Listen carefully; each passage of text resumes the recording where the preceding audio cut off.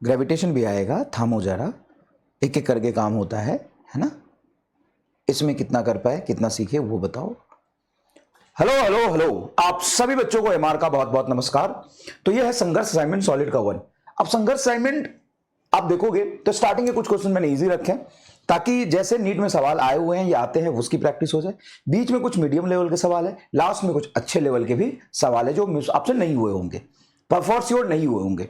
तो जो हो गए हैं बहुत अच्छी बात है, आंसर मिला लीजिए, और जो हो गए हैं वो बहुत अच्छी बात है, आंसर देख लीजिए। जो नहीं हुए उसका सॉल्यूशन देखिए। टाइम लगता है बेटा, कोई भी चीज आपको लग रहा हो ना टाइम बहुत लग रहा है, बहुत मेहनत करनी पड़ रही है, तो टाइम लगता है।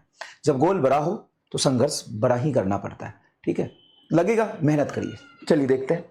तो इसका पहला सवाल है, in the figure shows between the stress and strain curve for uniform wire at two different temperature, then आपको पता है कि स्ट्रेस वर्सेस स्ट्रेन कर्व का जो स्लोप होता है, स्ट्रेस अगर ऊपर हो और स्ट्रेन नीचे हो तो इसका जो स्लोप होता है वो यंग मॉडुलस को बताता है। हाँ सर, यंग मॉडुलस किस टेम्परेचर पर ज्यादा दिख रहा है तुमको?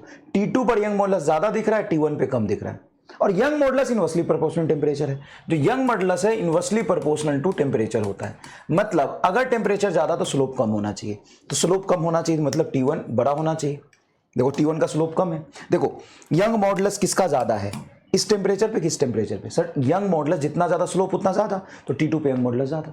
और ज्यादा यंग मॉडुलस कम होगा कब होगा? कम टेम्परेचर पे। ज्यादा यंग मॉडुलस कब होगा? कम टेम्परेचर पे, क्योंकि young modulus inversely proportional temperature. अगर टेम्परेचर कम तो यंग मॉडुलस ज्यादा, यंग मॉडुलस ज्यादा तो स्लोप ज्यादा। स्लोप किसका ज्यादा है? T2 का। तो यंग मॉडुलस किसका ज्यादा होगा? T2 का। मतलब T2 टेम्परेचर कम, T1 ज्यादा। सिंपल सी बात है, क्लियर? ये देखो बढ़िया सवाल है, the load versus elongation graph, this is not stress versus strain. समझिएगा, दो तरह से सवाल दिया जा सकता है एग्जाम में। एक सवाल तो ऐसा दे देगा कि आपको स्ट्रेस वर्सेस स्ट्रेन देगा, ऊपर स्ट्रेस नीचे स्ट्रेन, और एक ऐसा देगा फोर्स बटा इलोंगेशन, बस। एफ और एल। एफ क्या है? लोड, मतलब एक्सटर्नल फोर्स जो हम लगाए हैं, लोड, उतना ही अंदर इलास्टिक फोर्स डेवलप होगा। और डेल्टा एल मतलब इलोंगेशन। ऐसा भी ग्राफ दिया जा सकता है, या ऐसा भी दिया जा सकता है, एफ बटा ए स्ट्रेस और ये स्ट्रेन, डेल्टा एल बटा एल, ऐसा भी दिया जा सकता है। दोनों तरह से ग्राफ दिया जा सकता है। क्लियर? आवाज आ रही? हेलो हेलो, ठीक। द लोड मतलब फोर्स वर्सेस इलोंगेशन ग्राफ है। फोर्स वर्सेस इलोंगेशन ग्राफ है। ये फोर्स है और ये इलोंगेशन डेल्टा एल है। Graph for the 4 wire of same length and same material in shown in a figure. Then thinnest wire, एक होता थिक मतलब मोटा और थिन मतलब पतला। हुक चर्चा कर लो। एफ बटा ए बराबर gamma delta L by L. अब मोटा या पतला कैसे डिसाइड होगा? लेंथ से तो डिसाइड होगा नहीं, एरिया से डिसाइड होगा। एरिया को इधर ले आओ, तो एफ बटा delta L gamma L into A, सही लिखा। एरिया को यहां लाया, डेल्टा एल को नीचे, तो एफ बाई डेल्टा एल, ऊपर एफ नीचे delta L. F by L इसके स्लोप से पता चल जाएगा। हाँ, गामा और एल दोनों का सेम है, एरिया के प्रोपोर्शनल। तो F by delta L, F और डेल्टा एल का ग्राफ का स्लोप बताएगा एफ डेल्टा एल। जिसका स्लोप ज्यादा, देखो डी का स्लोप ज्यादा है, स्लोप ज्यादा तो एरिया ज्यादा मतलब मोटा, और ये हमसे क्या बोला? थिन मतलब पतला। तो स्लोप कम, एरिया कम मतलब पतला, तो सबसे कम स्लोप है ओए का, तो ओए इज योर आंसर। खत्म। कितना आसान है देखो। ये तो बिल्कुल नहीं बताऊंगा, ये तो ऑलरेडी हम क्लास में बता चुके हैं, लेकिन फिर भी मैंने कराया दिया है क्योंकि ऐसे सवाल आते हैं, लैंग्वेज के साथ इसकी प्रैक्टिस कर लीजिए। The stress versus strain curve the wire for the two material A and B shown in a figure, gamma A and gamma B the Young modulus. Then relation बताओ, तो इसमें रिलेशन पूछा है, तो गामा ए बराबर हो जाएगा slope of this graph, stress ऊपर स्ट्रेन नीचे, गामा ए का 60 मतलब √3 tan60 बटा गामा बी 1/√3 tan30 1/√3, √3 ऊपर चला जाए। गामा ए बराबर 3 times of gamma B, gamma A बराबर 3 टाइम्स ऑफ गामा बी। बहुत आसान है, कोई खास बात नहीं। ये चौथा सवाल देखिए, फोर्थ क्वेश्चन देखिए क्या करें। The Young modulus of the steel is twice that of brass. Young modulus of steel 2 times of Young modulus of brass. ठीक है भाई, brass. 2 wire of same length same, 2 wire of length same and the same cross section area. बहुत बढ़िया, area भी same, area भी same. One of the steel and other of the brass are suspended from the same roof. Steel और brass को same roof से लटकाया है, steel और ब्रास को सेम रूफ से लटकाया। are the suspended from the same rope. If we want to lower end at the of the wire to the steel and brass bar must have the same ratio. अब यहाँ पे ना printing mistake कर दी है थोड़ी सी, I am sorry यार, तुम नहीं कर पाए होगे. If we want to lower end of the wire, यहाँ से ये गायब ही कर दिया यहाँ पे, टू एट सेम लेवल पे रखना है, सो दैट वेट कितना लगाएंगे उसका रेशियो पूछा है. To find weight, find ratio of weight to the steel and brass wire must be in the ratio of the weight का रेशियो पूछा है. मतलब यहां से मान लो मैं वेट इस पर लगाया W1 और यहां पे एक्सटर्नल वेट W2 या मास M1 M2 लगाया. तो सबसे पहले देखो डेल्टा L भी सेम हो गया. सर कैसे पता डेल्टा L? सेम लेवल पे रखना है, सेम लेवल पे रखना है, तो डेल्टा L भी सेम हो गया. तो आप लिखेंगे F बाई ए बराबर gamma delta L by L. क्या यही फॉर्मूला लिखेंगे? हाँ सर यही फॉर्मूला तो आएगा. अब मुझे बताओ जितना वेट लगाऊंगा उसी के प्रोपोर्शनल फोर्स आ जाएगा.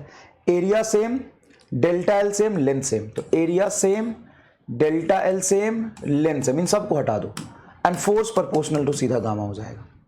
तो किसका पूछा है? Steel and brass. तो फोर्स ऑफ स्टील बटा force of brass is equal to gamma of steel gamma of brass. Gamma of steel 2 types of gamma of brass, 2 times of gamma of brass बटा gamma of brass. Brass cut गया, 2:1 आएगा answer, 2:1. और ऐसे सवाल बेटा आपको दिखने को मिलेंगे नीट में, ऐसे सवाल देखने को मिलेंगे. नेक्स्ट देखिए, a wire of length L and radius R fixed at one end and force F applied to the wire and produce an extension L. मतलब सिंपल सा एक वायर है, इस वायर को एक एंड से हमने फिक्स किया, दूसरे एंड से फोर्स लगाया F, तो इसमें L का इलोंगेशन आया है. ठीक है, produce an elongation. The extension produce in another wire of same material length 2L. अब इस वायर का लेंथ 2L है, ठीक है, लेंथ 2L है, रेडियस 2R है, ठीक है, रेडियस 2R है, एंड फोर्स 2F लगा है, फोर्स 2F लगा है, फोर्स 2F लगा है. इसका लेंथ L है, रेडियस R है, यंग मॉडुलस उतना है, तो इलोंगेशन F फोर्स पे L हुआ है. अब इसमें क्या कर दिया है? लेंथ डबल, रेडियस डबल और फोर्स डबल, तो इलोंगेशन पूछा है. अब कैसे करोगे? देखो हुक्स चाचा कर लो. F बाई एल बराबर gamma delta L by L. जो पूछा है वो लिखो, गामा डेल्टा L पूछा है, तो डेल्टा L होगा FL बाई ए गामा. हाँ सर. अब यहां से तुमसे फोर्स को क्या बोला? डबल बोला है. तो अब समझना, थोड़ा सा कहानी को समझना थोड़ा सा. मटेरियल सेम है तो गामा सेम, हटा दो. फोर्स डबल मतलब 2F, लेंथ डबल मतलब 2L बटा एरिया नहीं दिया, रेडियस दिया, तो एरिया को लिखोगे पाई आर स्क्वायर, और रेडियस डबल मतलब 2R का होल स्क्वायर. तो 2 का होल स्क्वायर 4, 2 दूना 4, 4 से कट गया, सेम एक्सटेंशन आएगा. बढ़िया सवाल है यार, थोड़ा कैलकुलेशन शांति से करना, और कोई खास बात है नहीं. पूरा मैंने इसलिए कर दिया क्योंकि आपको करना जरूरी है. ये देखिए, block of weight 10 newton fastened to the one end of a wire, ये 2 लिखना गलत है, to one end of a wire of cross section area इतना. ये 2 से कंफ्यूज हो गए, 2 प्रिंटिंग मिस्टेक है. ब्लॉक ऑफ वेट 10 न्यूटन, एक वायर लिया है, उस पर 10 न्यूटन वेट लिया है. 10 न्यूटन इसका क्या है? वेट है. वेट का मतलब समझते हो? 10 न्यूटन वेट का मतलब मास 1 kg है. इसकी मास कितनी है? 1 kg. And rotated in a vertical circle of radius 20 centimetre, मतलब इसका लेंथ हो जाएगा 20 सेंटीमीटर. तभी तो एक एंड फिक्स किया, दूसरे से घुमा रहे हैं. Block of weight 10 newton, block of weight 10 newton fasten to the one end of a wire of cross section area 3 mm square, area 3 mm square, rotated in a vertical circle of इतना centimetre. The speed of the block at the bottom of the radius is 2 metre पर second. यहाँ पे block की speed दी है 2 metre पर second. ठीक है sir. Find the elongation in the wire when the block is at the bottom of the circle. Young modulus of the material is इतना.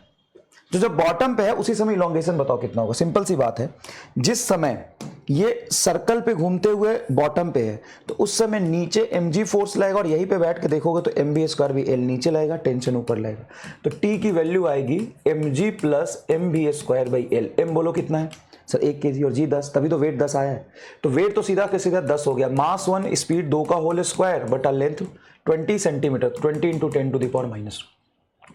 तो ये आ जाएगा तुम्हारा 2 दूना 4, तो 10 प्लस, ठीक है, 2 दूना 4 डिवाइडेड बाई ऊपर 10 का पावर -2 ऊपर जाएगा तो 100 और 20, 20 पचे 100, 5 चौक 20, 20 10 30 न्यूटन का फोर्स आ गया. तो F बटा A बराबर gamma delta L by L निकालना है. हमें डेल्टा L चाहिए, तो डेल्टा L बराबर होगा FL by A gamma. FL by A gamma F बोलो सर 30, लेंथ बोलो sir 20, 20 into 10 to the power -2, area बोलो एरिया तुमको दिया डायरेक्ट 3 mm स्क्वायर, मतलब 3 इंटू 10 का पावर -3 का स्क्वायर, मतलब 10 to the power 6 into gamma बोलो 2 इंटू 10 का पावर 11। अब देखो 3 से 30 काटोगे 10, ठीक है, 10 का पावर -6, 10 का पावर 11 है तो 10 का पावर -5, ये 10 का पावर -5 बच जाएगा। तो 2 इंटू 10 का पावर -5, 10 दूना 200, 200 इंटू 10 टू दी पावर -2, ये डबल जीरो से कट गया, 2 से 2 कट गया, 10 का पावर सॉरी +11 था, ये -6 था, +5 आएगा।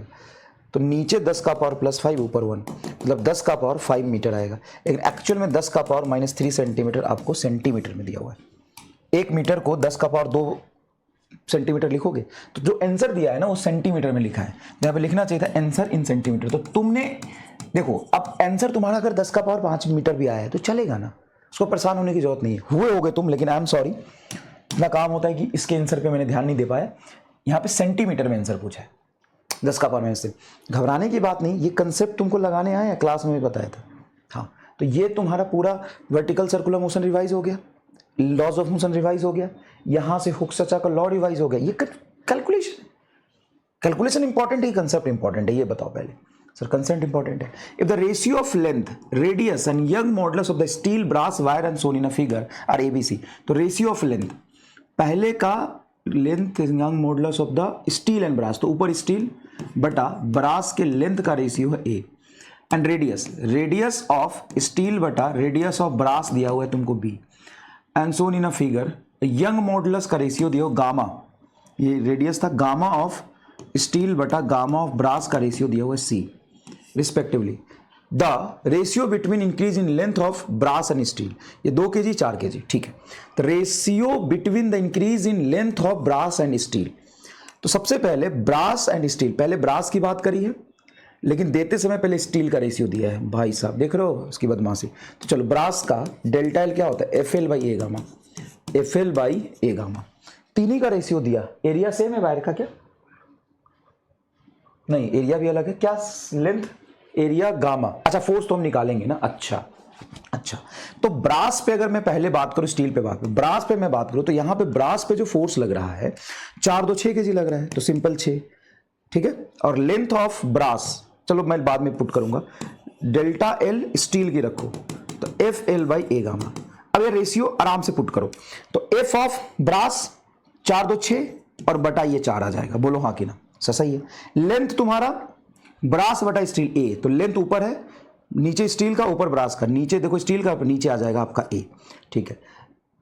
गामा, तो गामा ऊपर चला जाएगा तुम्हारा, देखो स्टील का गामा है तो स्टील का गामा ऊपर, ब्रास का नीचे, तो स्टील का गामा ब्रास का ऊपर आ जाएगा B, और ये हो जाएगा एरिया मतलब रेडियस का स्क्वायर, ऊपर स्टील का रेडियस, ऊपर स्टील का रेडियस मतलब C स्क्वायर, ये काटोगे तो 3/2, तो 3BC²/2A, 3BC² देखो 3BC², देखो 3BC² बटा ये कट गया 2 इंटू ये आंसर है। हालांकि तुम कर लिए होगे ये, लेकिन अच्छा और इंटरेस्टिंग सवाल है, थोड़ा सा सोचना तो पड़ा ही। खैर, तो मैं हुक्स लॉ पे बहुत ज्यादा सवाल दिया तुमको, क्यों दिया, क्योंकि हुक्स लॉ पे पिछले 5 साल में 4 सवाल पूछे। 2 metallic wire P and Q have same volume and made of the same material. If area of cross section are 4:1 and force F1 is applied to P and extension is delta L, produce the force which is required to produce same extension in Q. तो देखो P and Q have same volume and same material, तो एक material है P and Q से ही दोनों बना है और इनका वॉल्यूम भी सेम है, तो हुक्स लॉ कहता है F/A बराबर गामा डेल्टा L/L। तो मैं यहां पे मटेरियल सेम है और क्या क्या दिया हुआ है, एरिया का रेशियो दिया हुआ है, area of cross section in the ratio 4:1, ठीक है। क्या डेल्टा एल सेम प्रोड्यूस करना है, हाँ। क्या लेंथ हमें दिया, लेंथ नहीं दिया है, हाँ। इलोंगेशन दिया लेकिन लेंथ नहीं दिया है, इलोंगेशन सेम प्रोड्यूस करना है और गामा सेम है, तो जो सेम होता है ना उसको हटा लो प्रोपोर्शनल साइन से, तो F बराबर F प्रोपोर्शनल टू, देखो मटेरियल सेम है, इलोंगेशन सेम है, तो A बटा लेंथ लिख सकते हैं, हाँ। अब बोला है कि पहले में F1 फोर्स लगाया तो सेम इलोंगेशन के लिए दूसरे में F2 फोर्स लगाना, तो F1 F2 का रेशियो बताओ। अब तुम्हें F1 F2 का रेशियो पूछ रहा, ना तुम्हें एरिया पता है ना तुम्हें लेंथ पता है, वॉल्यूम पता है, तो एक काम करो, लेंथ नहीं पता है वॉल्यूम पता है, तो तुम लेंथ से मल्टीप्लाई लेंथ से डिवाइड कर लो, या एरिया से मल्टीप्लाई एरिया से डिवाइड कर लो। एरिया इंटू लेंथ क्या हो गया, वॉल्यूम, और ये वॉल्यूम तुम्हारा दोनों का सेम दिया हुआ है, तो ये भी खत्म। तो force is directly proportional to area. तो पहले का फोर्स F1, दूसरे का फोर्स F2, पहले का एरिया दूसरे का एरिया, पहले का एरिया 4 है, दूसरे का 1 है, मतलब 4:1 का होल स्क्वायर। तो 16:1 तुम्हारा आंसर आ गया। देखो 16:1 तुम्हारा आंसर आ गया। देखो 16:1 तुम्हारा क्या आ गया, आंसर आ गया। बताओ खत्म हो गया कि नहीं? सर सही है। Young modulus of the material of the wire of length L and cross section area A is gamma. Young modulus material का जिसका लेंथ L है, ठीक है, क्रॉस सेक्शन एरिया A है, वो गामा है। If the length of the wire is double and cross section area is half, then Young modulus will be same, remain same. Young modulus material की property है, length double करने से, area half करने से young modulus में थोड़ा ना कोई फर्क पड़ेगा, वो तो मटेरियल की प्रॉपर्टी है। आ रहे हैं, अच्छे सवाल पे आ रहे हैं। Wire of length capital and radius R clamped at one end. If other end is pulled by a force F, length increases by L. If the radius of the wire and the applied force both are reduced to half of their original value, keeping the length constant, increase in length of the, अरे भाई बहुत आसान है, F by A is equal to gamma delta L by L। सीधा, हालांकि ये JEE main का सवाल, लेकिन सीधा इससे तुम्हारा आंसर आ जाएगा। इसमें कोई खास बात नहीं है, नहीं तो मैं कर देता इसको, कोई खास बात नहीं, बहुत आसान है, कोई इसमें खास बात नहीं है, सीधा हुक्स लॉ पे हो जाएगा। 4 दिया तो लिख देना जेई मेन 4 दिया सर, ठीक है। नेक्स्ट देखो, a 3 meter long wire of radius 3 mm, 3 meter long wire of radius 3 mm shows an extension of इतना metre when loaded vertically by a mass of 50 kg, ठीक है, मास 50 kg लगा है, ठीक है। in an experiment to determine the young modulus, the value of young modulus, कुछ खास सवाल थोड़ी नहीं भाई। 50 kg का ऑब्जेक्ट लटका दिया, लेंथ तुमको 3 मीटर दिया है, रेडियस तुमको दिया है बेटा 3 mm, so an extension of 0.1 mm, extension तुमको डेल्टा एल दे दिया है 0.1 mm, 50 kg ऑब्जेक्ट है, then value of Young modulus इतना है, ठीक है। तो मुझे बताओ कि यंग मॉडुलस कितना होगा। तो देखो ना, F by L बराबर gamma delta L by L। ऐसे सवालों में मैंने पहले तुमको एमआर स्टार बॉक्स बना के दिया था कि सवाल में ना समझने की कोशिश करो, जब वर्टिकली लटकाया है तो रॉड मासलेस है कि नहीं, रॉड के बारे में बात ही नहीं करी, मास दिया है कि नहीं, तो आइडियल रॉड मासलेस समझोगे। सर हमें कैसे पता चलेगा, मास दिया है क्या, कुछ नहीं, तो फिर एक्सटेंशन कैसे हुआ है, लोड से हुआ है। तो F की वैल्यू तुम्हारा 50 इंटू जी बटा लेंथ, बोलो सर लेंथ 3 बराबर गामा में निकालना, डेल्टा एल बोलो 0.1 mm बटा रेडियस हो जाएगा तुम्हारा पाई और 3 mm का स्क्वायर, तो ये 9 mm का स्क्वायर, ये लिखोगे? हाँ सर, ये मीटर है तो मीटर को रहने दो, mm है तो 1 mm से mm का स्क्वायर काटोगे तो सिर्फ mm आ जाएगा। अब सोचो g की वैल्यू उसने दिया 3 पाई, g को 3 पाई रख दो, तो g को 3 पाई रख दो यहाँ पर, तो 50 इंटू 3 पाई बटा 3 इज इक्वल टू गामा, और ये है तुम्हारा 0.1 को 1/10 लिख सकते, तो गामा डिवाइडेड बाई इसको 10 लिख सकते हो, पाई इंटू 9 और 0.1 का 10 नीचे आएगा 90 मल्टीप्लाई 10⁻³ तो गामा निकालो यहाँ से, 3 से 3 कट गया, तो गामा इज इक्वल टू हो गया 50 इंटू पाई और 90 पाई यहाँ जाएगा, तो 50 गुना 90 पाई स्क्वायर, ठीक है। 3 का स्क्वायर 9 तो लिखोगे, रेडियस भी इतना है, ठीक है। अब यहां पर 10 का पावर -3 भी आ गया, पाई स्क्वायर को हम 10 लिख सकते हैं, 10 का मतलब 1 0 2 0 3 0 से 10 का पावर -3 कट गया, तो 9 × 45 आ रहा है आंसर, है 45 तो आंसर ही नहीं है। एक मिनट, यहाँ पे कुछ गड़बड़ हो गया क्या? अच्छा 10 का पावर 11 भी आना चाहिए न्यूटन पर मीटर, 10 का पावर 11 तो मेरा नहीं आया है, गड़बड़ हुआ कि 3 metre long wire of radius 3 mm, radius 3 mm, इतना metre long wire, extension of 0.1 mm when loaded vertically by a mass of 50 kg, experiment determine Young modulus, the value of Young modulus in the wire as per the experiment is इतना, where is the value of P, तो P की वैल्यू हमें निकालना है, कोई बात नहीं देखते हैं, नहीं तो फिर से कुछ डेटा का मिस्टेक होगा।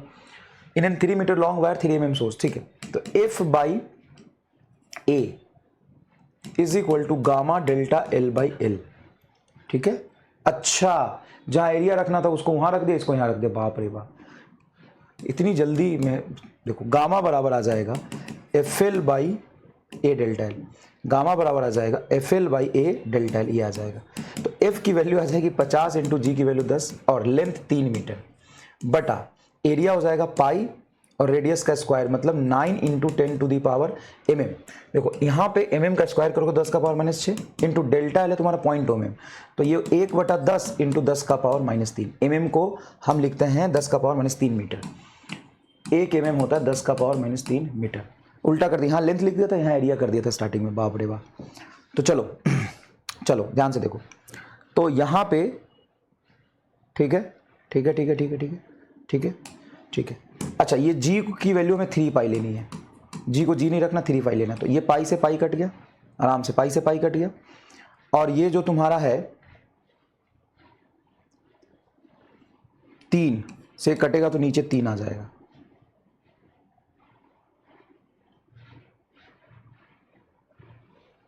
लेंथ 3, रेडियस 3, रेडियस कितना है 3 mm और एक्सटेंशन इतना, रेडियस 3 mm। ठीक है भाई, अब तो सही लिख रहा हूँ। तो गामा इज इक्वल टू हो गया, गामा ये 3 से ये कट गया 3, ठीक है। तो गामा इज इक्वल टू हो गया 50 इंटू पाई से पाई कट गया, बचा 3/3, ये 3 से 3 कट गया था, ठीक है, ऊपर इतना ही बचा, नीचे 3 इंटू 10 ऊपर जाएगा 10 का पावर -6 -3 -9, 10 ऊपर जाएगा 10 का पावर -10, ये आ रहा है भाई। तो 3 से 3 कट गया, गामा इज इक्वल टू हो गया 50 इंटू 10 का पावर 10। तो इस 10 को भी इधर ले जाओगे तो 5 इंटू 10 का पावर 11, तो 5 आ गया, 5 इंटू 10 का पावर 11, 5 आ रहा है यार। देखना यार 5 आया है क्या, बिल्कुल आया होगा, आंसर मैच कर लेना एक बार। नेक्स्ट देखो, in a case A elongation in the wire is L and same wire elongate in case B, दोनों में इलोंगेशन बिल्कुल सेम होगा, थर्ड आंसर आएगा। क्लियर है क्या? हाँ सर, ये तो आसान है। अब ये सवाल थोड़ा सा बढ़िया है, ये सवाल देखना मजा आएगा। वायर इज सब्जेक्टेड, देखो, a wire is subjected to the axial force and so on. If E is the modulus of elasticity of the wire and A is the cross section area, then elongation in the wire. एक wire है ये पूरा, इस wire का खुद का length कितना है सर 2L, इस वायर का खुद का लेंथ कितना है 2L, देखो टोटल 2L है। इस एंड पर मैंने फोर्स लगाया 3F और मिड पे यहां पे फोर्स लगाया मैंने आगे 2F और यहां पे फोर्स लगाया मैंने आगे F। अब पूछा है कि आधा लेंथ का वैल्यू है L और इस आधा लेंथ का वैल्यू L, तो इलोंगेशन बताओ कितना होगा। देखो यहाँ पे एक्चुअल में फोर्स लग रहा है 2F आगे, अगर इस रॉड का इसका FBD में बनाऊं, L लेंथ इसका मान लूं और ये बनाऊं L लेंथ इसका मान लूं, तो देखो यहाँ पे नेट रिजल्टेंट फोर्स कितना है 2F। अगर इस पॉइंट पे आगे मैं 3F फोर्स मानूं और इसी पॉइंट पे पीछे F फोर्स मानूं, तो ये चलेगा क्या सर? कैसे? दोनों को मिला दो, बताओ इसी पॉइंट पे पीछे कितना F और यहाँ पर आगे कितना 2F, नेट कितना बनेगा आगे 2F, F पीछे 3F पीछे, तो आगे कितना बन जाएगा 2F। देखो ना यहाँ पे नेट 2F है। हाँ सर, इस पॉइंट पे आगे कितना लग रहा है F और इस पॉइंट पे आगे कितना लग रहा है 3F। मैंने इस रॉड को 2 हिस्से में एज्यूम कर लिया। अब इस पॉइंट पे तुम्हारा टोटल फोर्स कितना लग रहा था 2F लग रहा था, तो यहाँ पे आगे मैं 3F और पीछे F मानूं तो इन दोनों को जोड़ के तो 2F आगे बनेगा।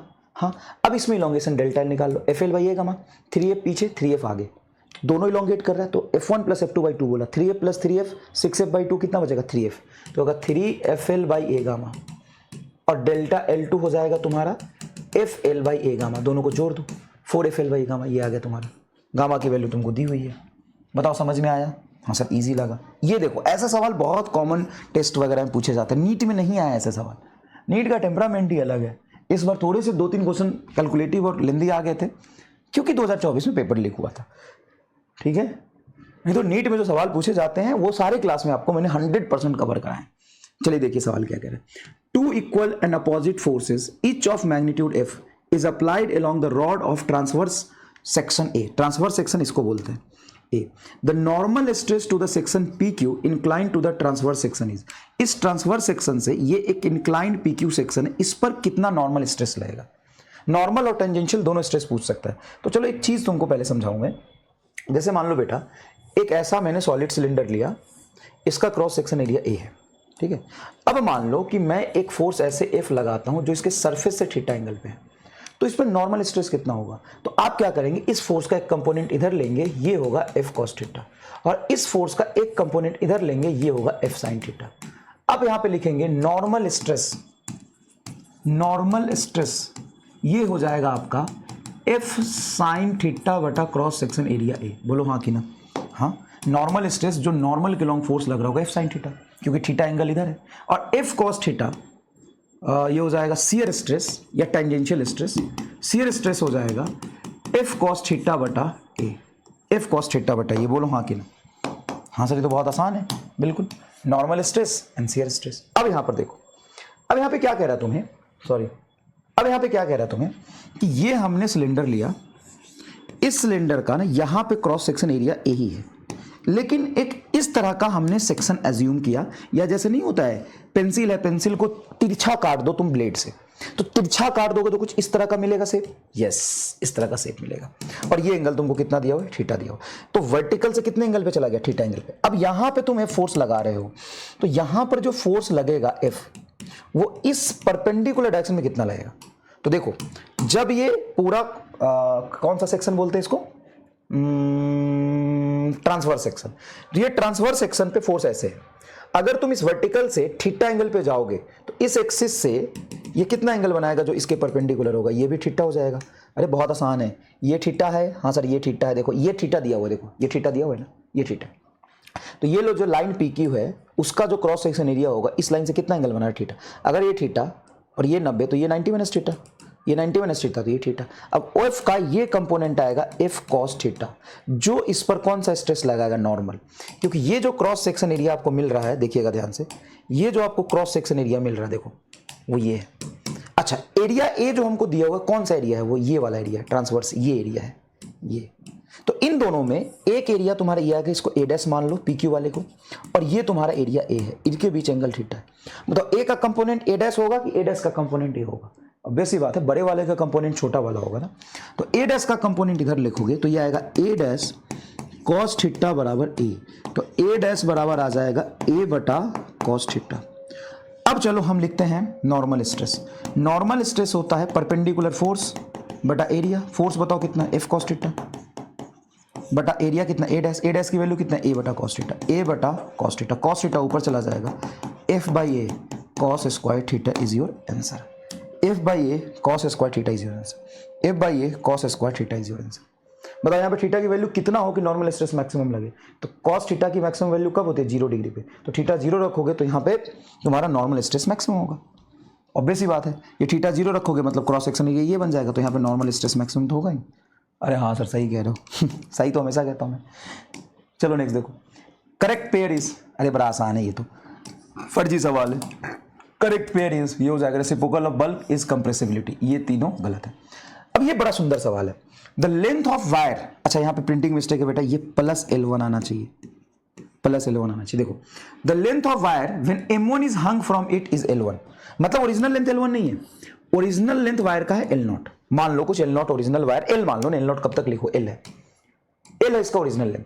लेकिन जब हम इस पर सिर्फ M1 मास लटकाया तब इसका लेंथ L1 हो गया, और जब दोनों M1 प्लस M2 मास लटकाया तब इसका लेंथ L2 हो गया। तो ओरिजिनल लेंथ बताओ क्या होगा।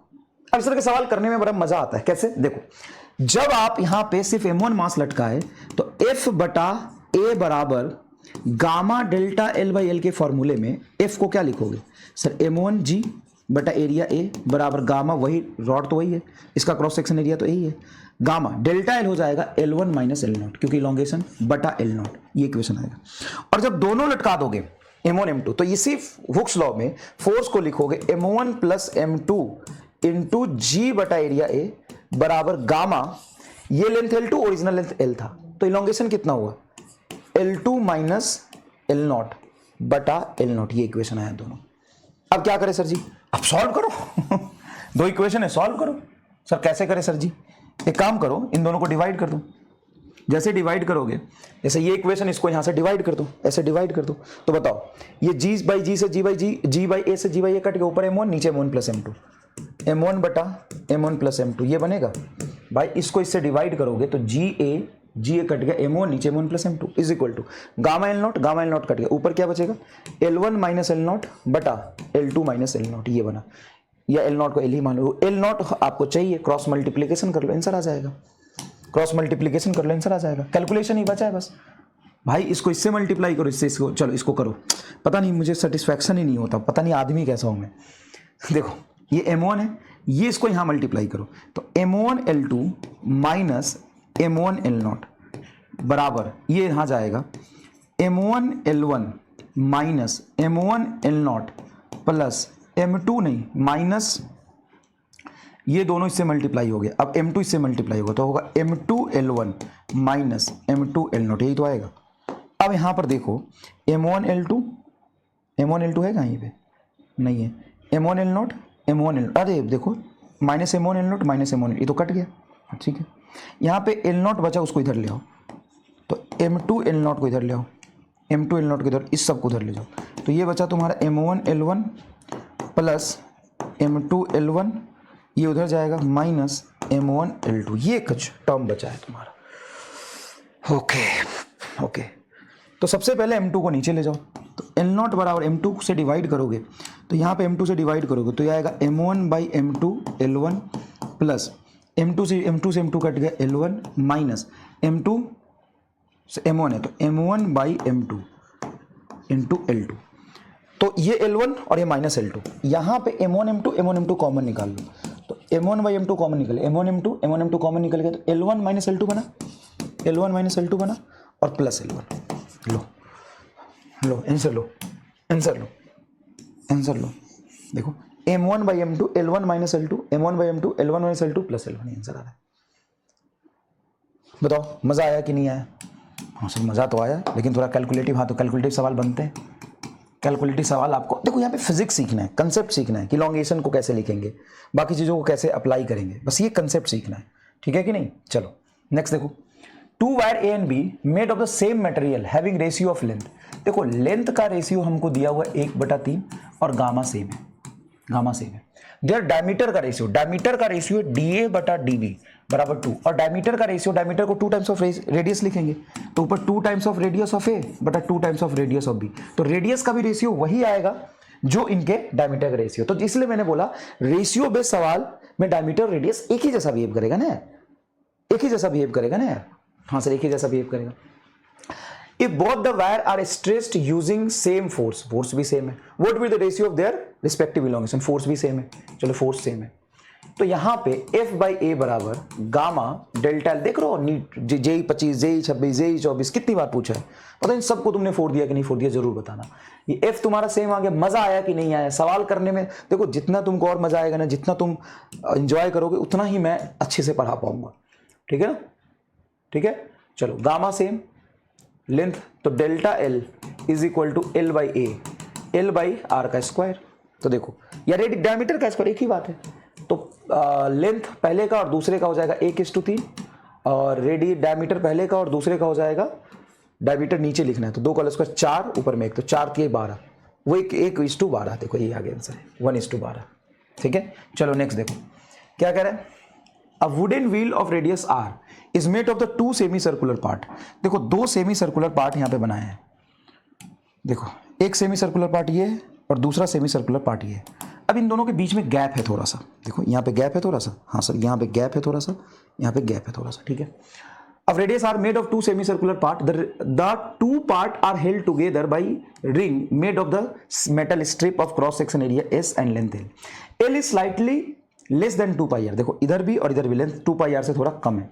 To fit the ring on the table it is heated that the temperature raised by delta T, temperature delta T बढ़ा, and just step over the wheel at is cool down its surrounded temperature, it press the semi circular part together, the coefficient of linear expansion of the metal is alpha and the Young modulus is gamma, then force that one part of the wheel apply to the other part. ये thermal stress का part है, thermal stress का सवाल है ये। आप next lecture नहीं fluid के बाद थर्मल प्रॉपर्टीज ऑफ मैटर पर होगे ना, उसमें आता है। फ्लूइड के बाद थर्मल प्रॉपर्टीज ऑफ मैटर पर होगे ना, उसमें बहुत डिटेल में आता है, ये बहुत डिटेल में आता है। अभी बस इतना समझ लो कि हुक्स लॉ के अकॉर्डिंग F बाई ए बराबर gamma delta L by L लिखूंगा। हाँ अभी डेल्टा एल कितना है, डेल्टा एल बहुत कम होगा 2 पाई आर के कंपेयर में, यहाँ पे इलोंगेट होगा और यहाँ पे इलोंगेट, दोनों जगह इलोंगेट होगा, यहाँ भी और यहाँ भी, ठीक है ओके। अब हम जानते हैं, आगे पढ़ोगे लीनियर एक्सपेंशन के कंसेप्ट से, लीनियर एक्सपेंशन के कंसेप्ट से कि डेल्टा एल बाई एल बराबर होता है अल्फा डेल्टा टेम्परेचर टी। ये हम पढ़ेंगे, ये अभी पढ़ेंगे आगे, तो जिनको नहीं समझ में आया कोई बात नहीं, हम अगले चैप्टर में इसको सीखेंगे। कोएफिशिएंट ऑफ लीनियर एक्सपेंशन, तो डेल्टा एल को हम लिख सकते हैं यहाँ पे, डेल्टा एल को लिख सकते हैं अल्फा डेल्टा थीटा लिख लो, तो एफ बाई ए बराबर गामा अल्फा डेल्टा थीटा, ये लिख सकते हैं। हाँ सर लिख सकते हैं, क्यों नहीं लिख सकते, बहुत बढ़िया बात है ओके। तो अब तो पूरा फोर्स कितना लगाएगा, तो एरिया को इधर ले जाओ, तो एफ बराबर ए गामा अल्फा डेल्टा टी, और तुमसे बोला है कि क्रॉस सेक्शन एरिया एस है, देखो एस बोला है, made of the metal of cross section area S, S को एस बोल दो, तो इसको एस बोल दिया है, तो S gamma alpha delta T, ये फोर्स लगेगा S gamma alpha delta T. लेकिन एक ही जगह इलॉन्गेशन नहीं है, दोनों जगह हुआ है, तो यहाँ भी फोर्स लग रहा होगा, यहाँ भी, तो इतना फोर्स लगेगा। देखो इस यहाँ भी इलॉन्गेशन हुआ है, यहाँ भी इलॉन्गेशन हुआ है, तो दोनों जगह पे ये इतना फोर्स लगाएगा।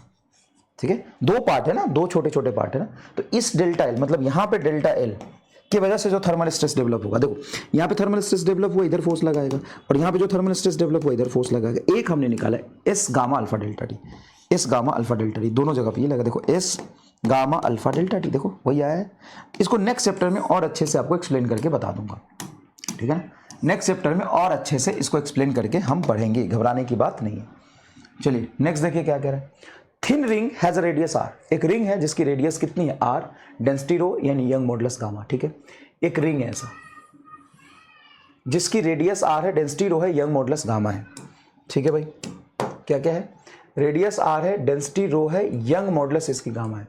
द रिंग इज रोटेटेड इन आउन प्लेन, ये रिंग अपने ही एक्सिस के बाद घूम रहा है, passing through centre and angular velocity omega, then small increase in radius is, ऐसे ओमेगा से घूम रहा है। तो इसके रेडियस में स्लाइटली इंक्रीज कितना होगा बताओ। सबसे पहली बात बताओ, मान लो रिंग घूम रहा है, तो रिंग के घूमने की वजह से क्या इसमें एक्स्ट्रा टेंशन डेवलप होगा? हाँ, और उसी टेंशन की वजह से इसमें इलोंगेशन आएगा, स्ट्रेस डेवलप होगा तो इलोंगेशन आएगा। तो ऐसे भी तुम अगर इलास्टिक बॉडी ऐसे से घुमाओगे तो बाहर की तरफ इस पर सेंट्रीफ्यूगल फोर्स की वजह से थोड़ा स्ट्रेच होगा। अब इसको ऊपर से अगर देखोगे तो ये तुम्हारा मान लो रिंग है, तो ठीक है, ये हमने रिंग बना लिया। अब मान लीजिए कि यहां पे एक डॉटेड लाइन मैंने बनाई है, ये एंगल थीटा है और ये भी एंगल थीटा है। ये छोटा सा एंगल लिया है मैंने, बहुत बड़ा दिख रहा है इसलिए क्योंकि हमने विजुअलाइज अच्छे से इसलिए लिया है। ये हमने लेंथ मान लिया इतना। अब इसकी डेंसिटी कितनी दी हुई है बताना जरा, रो दिया हुआ है, तो डेंसिटी इसकी रो है, मतलब एक यूनिट वॉल्यूम का मास रो है। तो यहां से यहां तक कितना वॉल्यूम कवर होगा, तो देखो अगर रेडियस आर है तो ये एंगल थीटा और रेडियस आर, तो आर थीटा, तो इसका टोटल लेंथ कितना हो जाएगा, छोटा सा ही लेंथ लिखूंगा, 2r थीटा होगा। हाँ, तो इसकी मास कितनी हो जाएगी सर, डेंसिटी इनटू वॉल्यूम, तो हो जाएगा रो एरिया ए इनटू लेंथ, ये रहा area A into length dl। तो छोटा सा मास हो जाएगा रो ए 2r थीटा, ये छोटा सा मास होगा। इस छोटे से मास पे बाहर की तरफ dm omega square R force लगेगा एक। हाँ सर, इतना फोर्स लगेगा, क्यों लगेगा, M omega square R, mass छोटा सा था तो D M omega square R force लगेगा। अब यहाँ पे ओमेगा स्क्वायर आर रहने दो, चाहो तो डीएम की वैल्यू रख दो, रो ए 2r थीटा, इतना फोर्स लगा। देख ले भाई अच्छे से, इतना फोर्स लगा। सर ठीक है, समझ गए। अब मान लो कि देखो ये बहुत छोटा पार्ट है, जैसे रिंग में हमने जो एंगल लिया ना, ये आधा थीटा इतना सेक्शन लिया है। अब इसमें यहां पर टेंशन मान लो टी इधर है और इसमें टेंशन टी इधर है।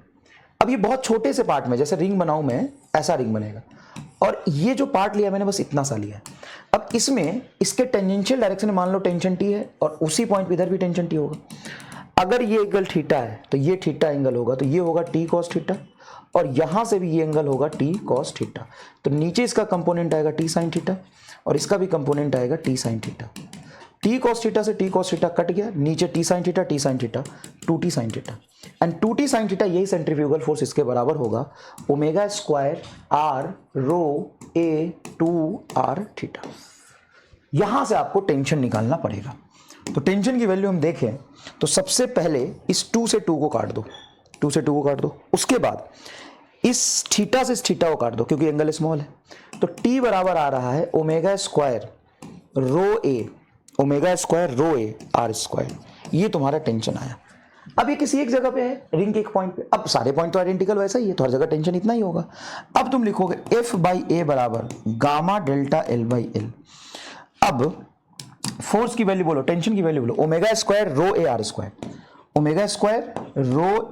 आर स्क्वायर बटा एरिया ए बराबर गामा डेल्टा एल, और टोटल रिंग का लेंथ है 2 पाई आर।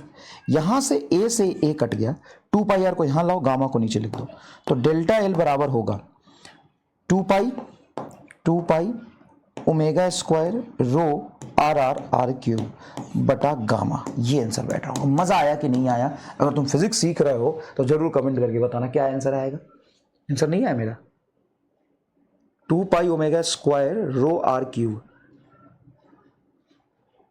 2 पाई एक्स्ट्रा है, the small increment in radius, तो रेडियस में स्मॉल, अच्छा ये तो रेडियस से डिवाइड करोगे ना, हमसे पूछा है इस रेडियस में कितना इंक्रीमेंट होगा, सिर्फ रेडियस में, तो छोटा सा इंक्रीमेंट इन रेडियस, मतलब सरकमफ्रेंस में नहीं पूछा है, सरकमफ्रेंस में इंक्रीमेंट नहीं पूछा, रेडियस में पूछा, तो रेडियस की वैल्यू आर डिवाइड कर दो, तो आर आ जाएगा, 2 पाई हटा दो, फिर omega square rho R cube by gamma, omega square, देखो omega square rho R cube by gamma, पहला ही आंसर आ जाएगा।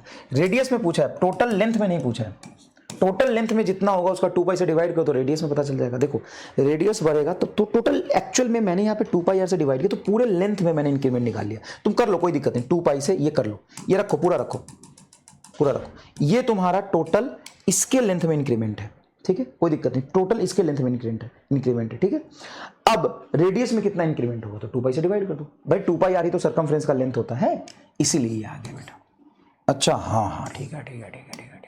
अरे भाई अगर मान ले रेडियस आर है तो सरकमफ्रेंस टोटल कितना है, 2 पाई आर, और radius R plus D R होगा, तभी तो सरकमफ्रेंस जो तुम्हारा है 2 पाई आर प्लस जो एक्स्ट्रा है वो डी आर की वजह से है, तो डी आर में इंक्रीज पूछा, समझ में आया। चलो नेक्स्ट देखो, the edge of aluminium is 10 centimetre long, cube, aluminium cube, तो क्यूब का लेंथ तुम्हारा 10 सेंटीमीटर लॉन्ग है, ठीक है भाई, ठीक है भाई। One face of the cube is firmly fixed to the vertical wall of mass 100 kg, क्या बोला है, one edge of the aluminium of इतना centimetre long, one face of the cube is firmly fixed to the vertical wall, अच्छा एक vertical wall पे fix कर दिया, ऐसे ये पूरा एज को फिक्स कर दिया, and the small mass of 100 kg is then attach to the opposite face, यहां पे एक 100 kg का मास अटैच कर दिया है, ये मास अटैच कर दिया, ठीक है, ठीक है, ये मास अटैच कर दिया इस फेस पे, अच्छा तो ये ऐसे झुक जाएगा तो शियर स्ट्रेस आएगा, the shear modulus of aluminium is इतना, then what is the vertical deflection,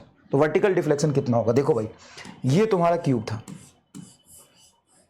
है तुम्हारा ये क्यूब, हाँ सर ये हमारा क्यूब है, अब जैसे ही तुम इसको फिक्स कर दिए तो ये थोड़ा सा नीचे झुक जाएगा क्यूब, हाँ अब ये क्यूब कुछ थोड़ा सा नीचे झुक जाएगा, तो यही तुमसे पूछा है डेल्टा एल और इनिशियल लेंथ एल था, तो यहाँ पे लिखते हैं एफ बाई ए बराबर eta delta L by L, तो एल डेल्टा एल पूछा है, तो डेल्टा एल बराबर हो जाएगा F L by, delta L बराबर होगा F L by eta into A, चलो एफ बोलो कितना आ जाएगा, तो 100 इंटू जी की वैल्यू 10, भाई 100 kg है तो जी इंटू 10, लेंथ बोलो सर 10 सेंटीमीटर, तो 10 इंटू 10 टू द पावर -2 बटा ईटा कितना हो जाएगा 25 इंटू 10 का पावर 9, जी का मतलब होता है जी का 10 का पावर 9, और फिर तुम्हारा एरिया कितना हो जाएगा एल स्क्वायर, तो 10 का होल स्क्वायर 100 इंटू 10 का पावर -4, ये निकल के आ रहा है, देखो यहाँ से सॉल्व करके आना चाहिए आंसर, तो 10 का पावर -2 से ये कटेगा, 10 का पावर -2 बचेगा, 10 का पावर -2, 10 का पावर 9, तो 10 का पावर +7, तो ये 1 2 3 4, 10 का पावर 4 बटा 25 इंटू 10 का पावर 7 गुना 100, यही तो बन रहा है कुछ, देख लो अच्छे से, ठीक है, तो 100 से 10 का पावर 4 काटोगे तो 10 का पावर 2 100 बचा, ऊपर 100 बटा 25 इंटू 10 का पावर 7, तो यह आ गया तुम्हारा 4 इंटू 10 का पावर -7, ये ऊपर चला जाएगा, तो 4 इंटू 10 का पावर -7, 10 का पावर -7 तो ये है, और ये लगभग 4 के बराबर है, अब ये लोचा कहाँ गया, फिर ये वैल्यू तो एग्जैक्ट सॉल्व होके आ रहा है, वैल्यू तो एग्जैक्ट सॉल्व होके आ रहा है, जी को 9.8 रख दिया होगा शायद, तभी थोड़ा सा कम आया, देखो ना कम की वजह से मैंने सोचा कि कम क्यों आए, तो उसको रख दिया होगा। बॉय कैटप्लूट, कैटाप्लूट होता है वो गुलेटी, गुलेटी ऐसा नहीं होता है वो, जैसे रॉड में एक रबर बांध देते हैं ऐसा, ऐसा ऐसे ऐसे ऐसा ऐसा, इसे एम मास लटका के ऐसे खींच के मारेगा, तो boy catapult is made with rubber cord of length 24 centimetre, ठीक है, लेंथ हमको दे दिया 42 centimetre long and 6 mm in diameter, diameter दे दिया, the boy kept a stone weight of 0.0 kg, ये स्टोन यहाँ पे फंसा है 0.0 kg on it and stretched the cord by 20 centimeter, when the release the stone flies off with a velocity 20 meter per second, then stress in the rubber cord is, तो stress कितना develop हुआ होगा, देखो यहाँ पे क्या किया, ऐसे गुलेटी है, वायर है, इसमें फंसाया और खींच के छोड़ दिया, तो इसमें जो पोटेंशियल एनर्जी स्टोर था वही तो स्टोन के काइनेटिक एनर्जी में गया, बड़ा सिंपल सा केस है, जो इसमें पोटेंशियल एनर्जी स्टोर था वही तो स्टोन के काइनेटिक एनर्जी में गया होगा, हाँ, और स्टोर पोटेंशियल एनर्जी कितना लिखते हैं, तो पोटेंशियल एनर्जी स्टोर होता है, हम लिख सकते हैं half stress multiply strain is equal to half M B square, half M B square. और मैं यही फॉर्मूला इसलिए चूज किया, नहीं ये तो एनर्जी डेंसिटी होता है ना, अच्छा, और स्ट्रेस मुझे निकालना है एनर्जी डेंसिटी। काम करो ना, इंटू एरिया इंटू लेंथ भी लिखो यहाँ पर, तब ये सही होगा। एरिया इंटू लेंथ यहाँ पे मल्टीप्लाई करो, तो ये कुछ आ रहा होगा, देखो हाफ से हाफ काट लो, चलो हाफ से हाफ काट लो। ये है तुम्हारा स्ट्रेस, सुनना अच्छे से, स्ट्रेस मल्टीप्लाई स्ट्रेन इंटू ए इंटू एल बराबर एम वी स्क्वायर। अब देखो तो ये सारी चीज़ें हमको दी हुई है कि नहीं, देखो वेलोसिटी तुमको दिया है, स्टोन का मास दिया है, स्टोन का मास नहीं देगा तो नहीं होगा, कैसे होगा फिर। बॉडी कैपेबल इतना rubber 6 diameter, the boy kept the stone of weight इतना के, देखो स्टोन का मास दिया, ठीक है। तो सबसे पहले हम चीज़ें ढूंढते हैं, जो हमने फॉर्मूला लगा उसमें सब कुछ है कि नहीं। स्टोन का मास मुझे पता चल गया, तो देखो 2/100। वेलोसिटी मुझे पता चल गया, देखो ये भी पता चल गया, ये भी पता चल गया, ये भी पता चल गया। अब सुनना ध्यान से, रबर लेंथ, लेंथ पता चल गया, और दूसरी बात एरिया 6 mm डायमीटर, तो एरिया पता चल गया, ओके। और यहाँ पे तुम्हारा स्ट्रेन है, तो स्ट्रेन तो डेल्टा एल बाई एल लिख लेंगे, तो लेंथ तो कट जाएगा।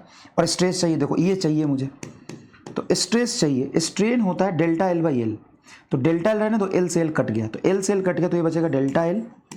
ये जो तुम्हारा डेल्टा एल दिया हुआ है डायरेक्टली 20 सेंटीमीटर, देखो the stretch the cord by a 20 centimetre, 20 centimetre खींचा डेल्टा एल इंटू एरिया बराबर डायरेक्टली एम वी स्क्वायर। कर लोगे कैलकुलेशन भाई, कैलकुलेशन कर लोगे। स्ट्रेस चाहिए मुझे, स्ट्रेस बराबर हो जाएगा M V square delta L into area, खत्म। उधर मास रखो, वेलोसिटी रखो, ए और डेल्टा एल रख दो, ये स्ट्रेस आ जाएगा। बहुत ईजी है, बहुत ईजी है।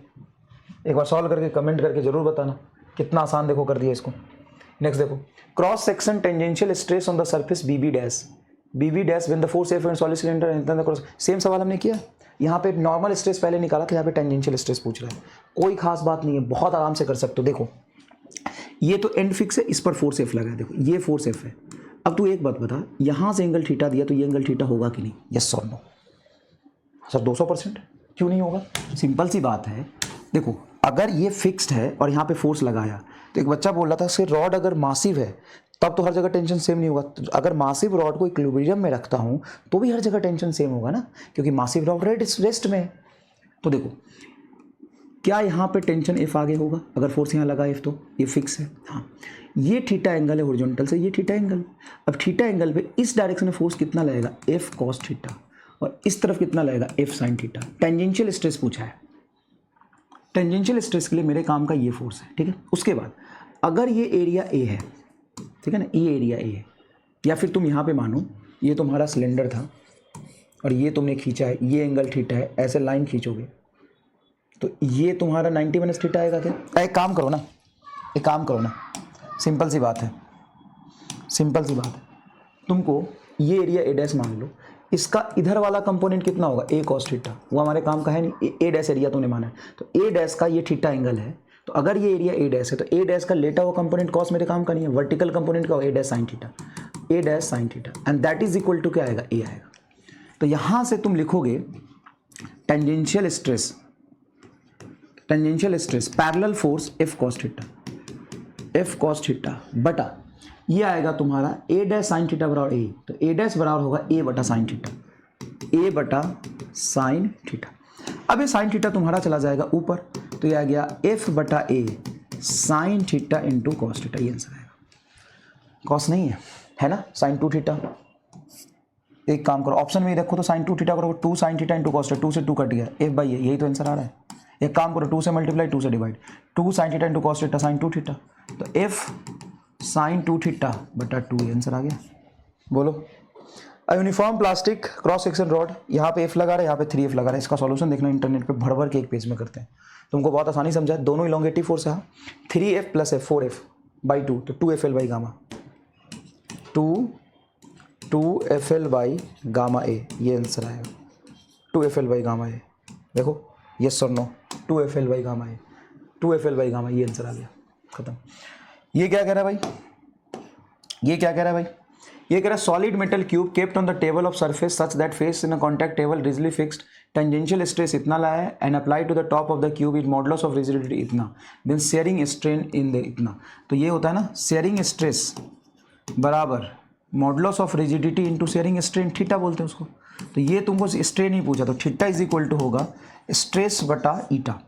स्ट्रेस कितना है बोलो, कमान कमान कमान, तो 4 × 10 का पावर 8, रिकॉर्डिंग चल रहा है, 4 × 10 का पावर 8 कितना भाई, 4 × 10 का पावर 8 बटा 4 × 10 का पावर 11, ये कट गया, 10 का पावर -3 आंसर आ रहा है, 10 का पावर -3 आंसर आ रहा है, खत्म।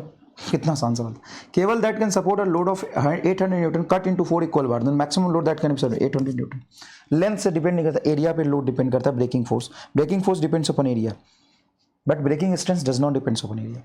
Force F is applied along a rod of transverse cross section of area A.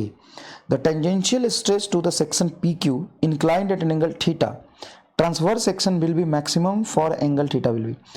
देखो, force F is applied along the rod of transverse cross section area A.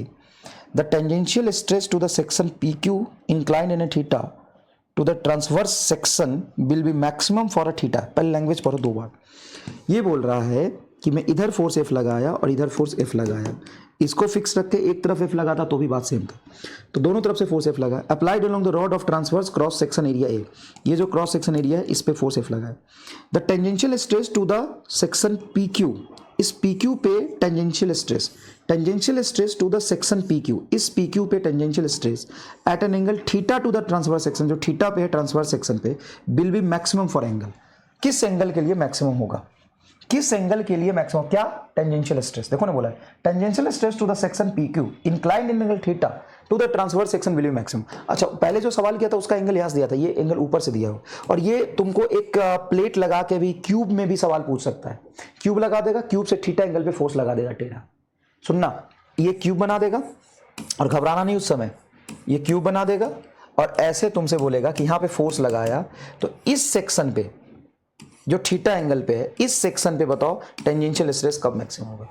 जैसे सिलेंडर में, अब देखो ये तुम्हारा वर्टिकल से थीटा लगाया है, तो यही सवाल हमने किया था।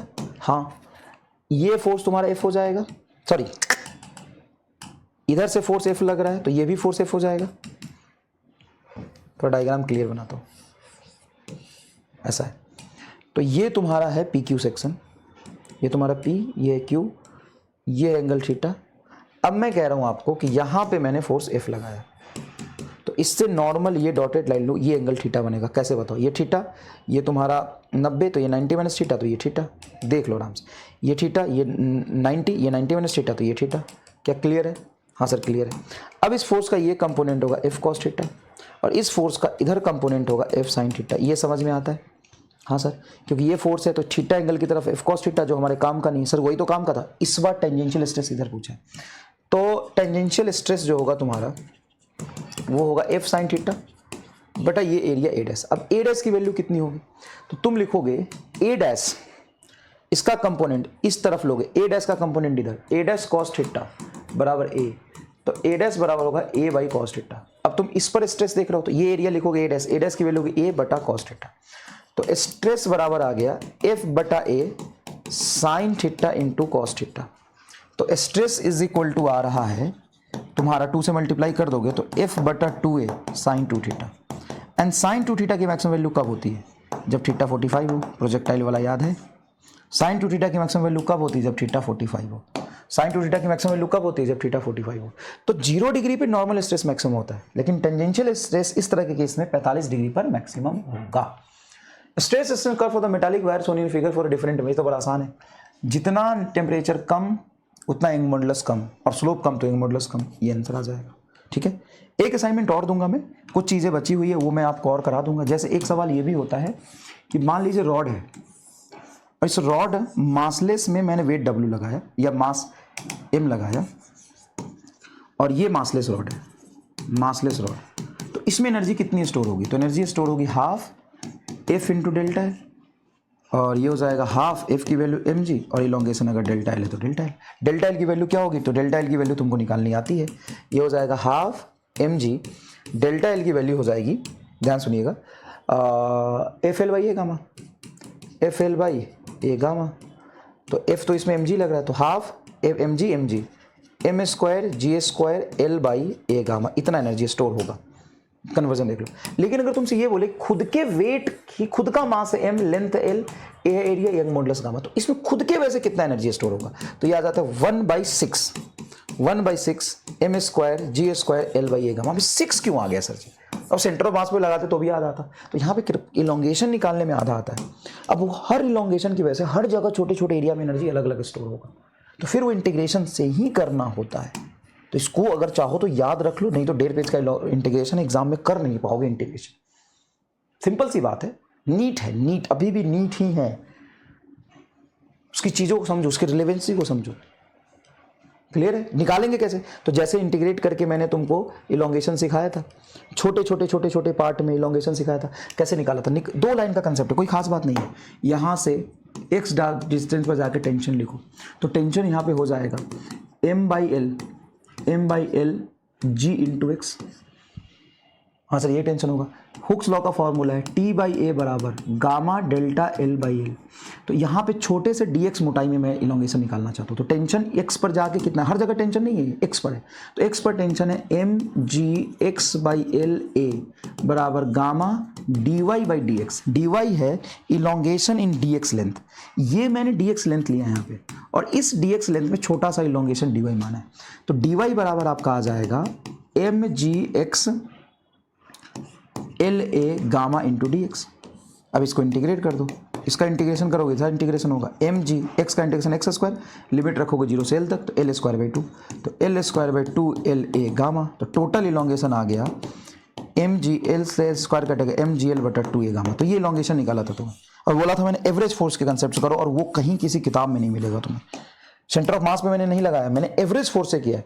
क्योंकि कई बार ये भी कह सकते हो कि सेंटर ऑफ मास पे क्यों माने हम फोर्स, सेंटर ऑफ मास में mg क्यों माने। तो एवरेज फोर्स का कंसेप्ट, कोई भी चीज़ अगर लीनियर वेरिएबल है तो एवरेज फोर्स का कंसेप्ट हमेशा लगता है। कोई भी चीज़ अगर लीनियर वेरिएबल है तो एवरेज फोर्स का कंसेप्ट हमेशा लगता है। तो ये होगा mgl बटा 2a गामा। क्या होगा? mgl बटा 2a गामा। अब ये तुम्हारा टोटल इलोंगेशन निकाला है। अब यहाँ पे आधे में ही रुक जाओ। सबसे पहले देखो, छोटा सा इलोंगेशन है छोटे से dx लेंथ में, अब उसमें छोटा सा स्टोर एनर्जी तुमको लिखना पड़ेगा, और उसमें x और आएगा यहाँ पे। अब छोटा सा एनर्जी में लिखोगे हाफ स्ट्रेस इनटू स्ट्रेन, तो हाफ स्ट्रेस इनटू स्ट्रेन, वहां पे x स्क्वायर आएगा और हाफ का फैक्टर आएगा, फिर x का इंटीग्रेशन करोगे तब आएगा। तो 1.5 पेज का कैलकुलेशन करो, ये चीज तुम समझ लो, कुछ नहीं है खास बात। ये 2 लाइन में और कर दूंगा, लिख कर ही देता हूँ कोई खास बात नहीं, ये तो इलोंगेशन निकाला। अब देखो, छोटा सा इलोंगेशन है छोटे से लेंथ में। अब यहीं पे अगर मुझे एनर्जी स्टोर लिखना है d, तो d क्या लिखूंगा? हाफ, यहाँ पे स्ट्रेस होगा, यहाँ का फोर्स बटा एरिया, ये तो तुम्हारा है फोर्स बटा एरिया, तो लिखो इसको, फोर्स लिखो mgx बटा LA फोर्स बटा, तो ये हो गया तुम्हारा छोटा सा energy half stress into strain. Strain तुम्हारा ये आएगा dy बाई dx, तो dy बाई छोटा सा इलोंगेशन बटा छोटा mgx बटा LA गामा, mgx बटा LA गामा, ठीक है। और इनटू इसकी वॉल्यूम होगी a इंटू dx, वॉल्यूम होगी a इंटू dx, तो ये de आ जाएगा तेरा हाफ mg x, ये क्या था, सॉरी अच्छे से लिखो, चलो मैं अच्छे से करता हूँ, हाफ mgx बटा LA, ये तुम्हारा स्ट्रेस आ गया। स्ट्रेस कैसे लिखा है मैंने? ये फोर्स बटा एरिया से स्ट्रेस आ गया, बटा यहाँ पे स्ट्रेन कैसे लिखोगे? dy बाई dx, mgx बटा LA गामा, mgx बटा LA गामा, ये स्ट्रेन आ गया, और इनटू इसका छोटा सा वॉल्यूम लिखोगे dx इंटू ए। अब बताओ ये सही लिखा कि नहीं? छोटे से सेक्शन में छोटा सा स्टोर एनर्जी मैंने सही लिखा है कि नहीं?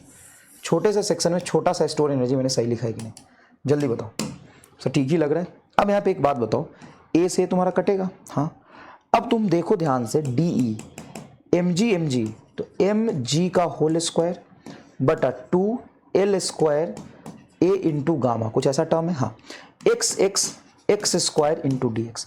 अब इसका इंटीग्रेशन करोगे तो जो कांस्टेंट हो बाहर, इसका इंटीग्रेशन कर दो, तो d बराबर आ जाएगा तुम्हारा mg का होल स्क्वायर बटा 2l square a gamma, x का होल स्क्वायर आएगा x का पावर 3/3, लिमिट रख दोगे l का क्यूब बाई 3 आएगा, l स्क्वायर से काटोगे l आ गया, 3 दूना 6, तो 6, यही तो बताया था तुम्हें, देखो लो आ गया, 3 दूना 6, देखो 6 m square g square, l Q से l कटेगा, l बटा a गामा, देखो मजाक में प्रूफ